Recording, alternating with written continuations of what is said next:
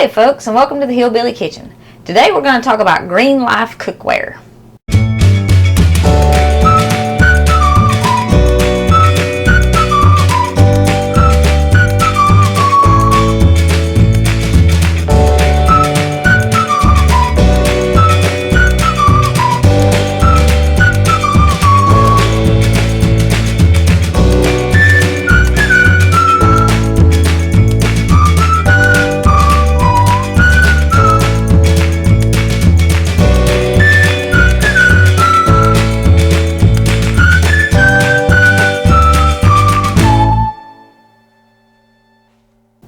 Now, I have had several comments asking me about this Green Life Cookware because you can actually see the logo in several of my videos. Now, I want to start by saying nobody has given me anything to make this video and nobody is paying me anything to make this video. This cookware was a Christmas gift and I honestly cannot remember exactly how long I have had it. I know it was not from this year, it was either from last year or the year before last. So either I have owned it almost 2 years or I have owned it almost 3 years. I think I've owned it for almost 3 years. So I've been using it for a while and I want to share with you both the good and the bad and what I've found over 3 years of use.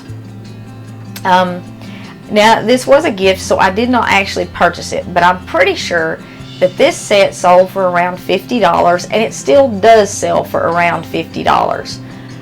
Which I want to say is an excellent deal for what you get. It even came with this 4-piece set of non-stick utensils. This one I never use. This one is great for soup because it's so big, and these two I've just about worn out. So I'm going to move these out of the way. But this does come with the set, or at least it came with this set. That might have been a Christmas bonus. I don't know. It comes with 4 lids, 3 pans, and 3 pots. It is dishwasher safe, which I love. And at first, it was absolutely wonderful and nothing stuck. And it does have the porcelain finish, not the Teflon stuff. Teflon has been linked to cancer. It does come off, it does get in your food. And the porcelain is healthier, even if it comes off. I don't think it has any health risks associated with it, or at least not anything that we know about. I'm sure they'll tell us what the stuff that's adhered to the pan causes in a few years. But you can see here I do have some scratches in this pan. Now I don't use this pan that much. It's a deeper pan, and usually if I'm doing something that I need a deeper pan for, I just go ahead and use a pot. I don't use a pan. But this one has the lightest use of all the pans, and it does have a few scratches in it. And I don't know if you can see in the video or not, but this one is much wider than like this one or this one, because these get used more. The surface has started to turn colors. They have more scratches. I'll admit I occasionally stick a metal fork in my pans or a metal spoon.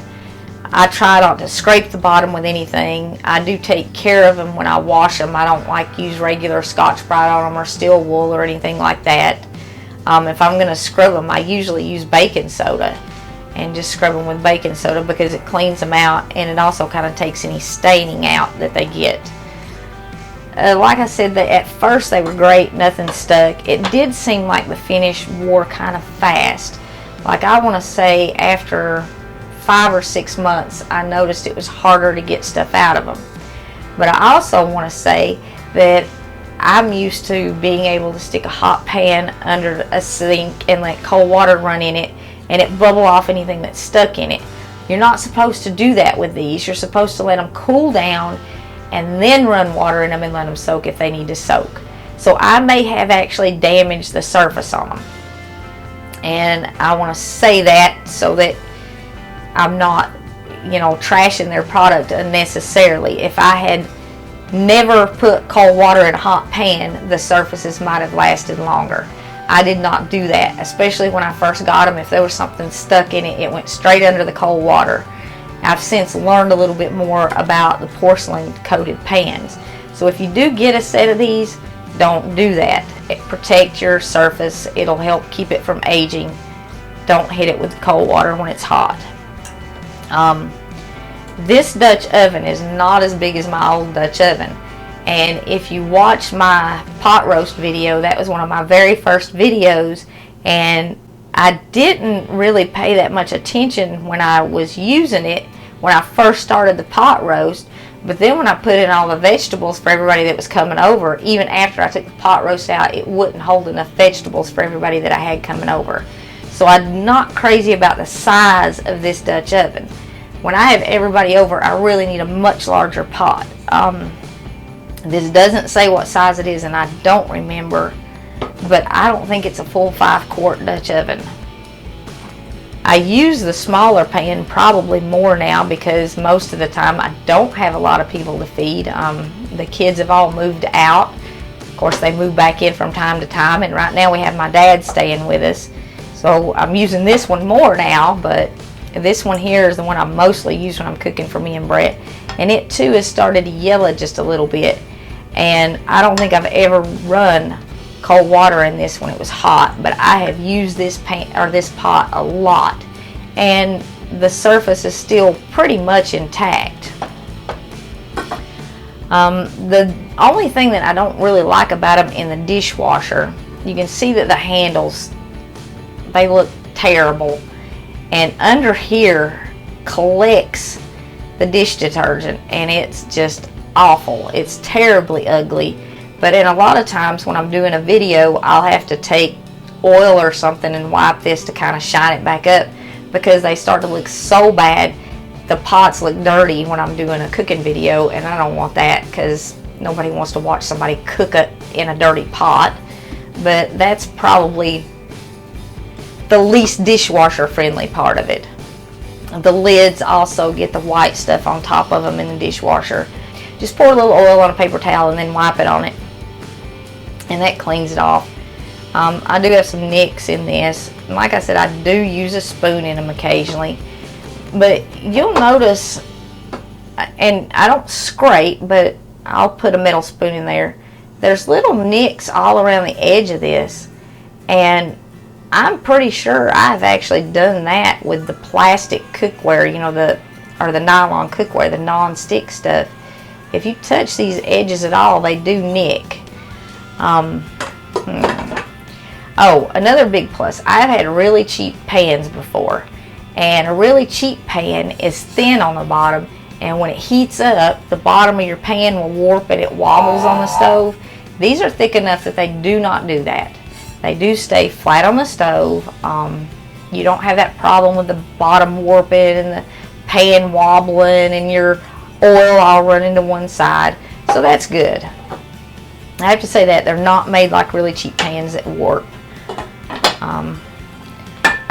But again, I'm not thrilled with the way the surface lasted.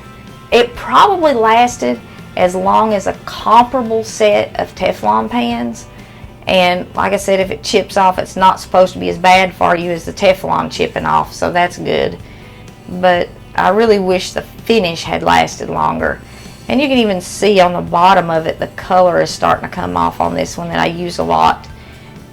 The paint's coming off the edges of it. And I've never used a fork on this. I cook on a glass top stove, so the stove should not be scratching it. I don't scrub it with anything that would scratch it. It's just the finish is coming off the bottom of the pan.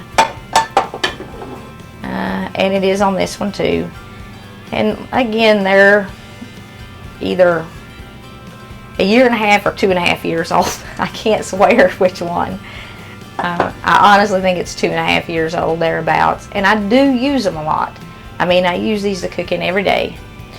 So for $50 though, I have to say this is a good deal. They are available at Walmart. I guess everybody already knows that. It's probably the most popular cookware set in America because Walmart's the biggest distributor of everything in America. And for 50 bucks, it's definitely not a bad buy. A little oil in them, you know, the commercials say you don't have to use any oil. Even the instructions say you don't have to use any oil. You are going to have to use a little oil or a little fat of some kind, a little butter, a little something. I don't care what you're cooking, you're going to have to coat the inside of the pan with a little something. You can't just cook in them dry like the commercials say and the instructions you get in them say. And the instructions may even say you have to use a little oil, but it says no oil needed, healthier cooking. You have to use something. You don't have to use as much oil as you would with like an iron skillet or a stainless steel pan. You probably don't even have to use as much oil as you would with a Teflon pan. But you do have to coat them with something or it won't fry. Commercials lie. So this is not paid for, so this is how I really feel about them, and this is what I've found using them for a couple of years now.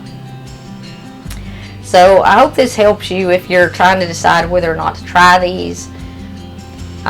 They're not overly expensive, and I do have, that I got for Christmas this year, some really expensive porcelain coated pans, and I can tell a difference. So if you're just looking for a good pan, you might want to consider buying one pan and spending about $50 on it instead of spending $50 on a set. There is a difference. If a pan sells for $50, there's a reason why it sells for $50. And I know a lot of people can't afford a $50 pan. I'm one of those people. That's a great thing about having grown kids, and I've said this before. They get you all the cool stuff that you needed when they were growing up. When they get grown, they buy it for you. I get some really great Christmas and birthday presents and Mother's Day presents, and this was one of them. I do use them. I do like them. There are some small problems with them, and I'm not crazy about the way that they're wearing, but for $50, it's about what you would expect. So thanks for joining us in the Hillbilly Kitchen. Don't forget to click like and subscribe before you leave. Check out our video for oatmeal raisin cookies and blackberry cobbler too. Remember to put God first, and we'll see you next time.